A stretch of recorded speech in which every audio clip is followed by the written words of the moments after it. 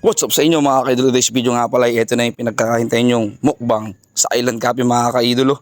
Ito, pinaprepare namin ni AA yung Jollibee C1 spicy mga kaidolo.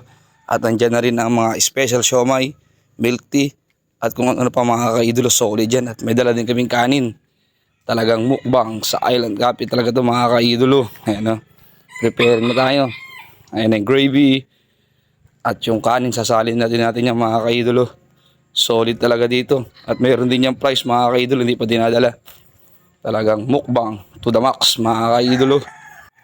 At mga kaidolo, special shoutout nga pala kay Jer Antinero. Ayan, lagi nagpapabati sa atin yan mga kaidolo. Jer Antinero, shoutout sa inyo ha.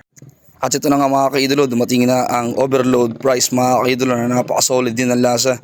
Ayan mga kaidolo, okay na, nandyan na lahat mga kaidolo, talagang waiting na lang kayo. At ito na mga kaidolo, shoutout nga pala dyan sa mga marites natin sa likod.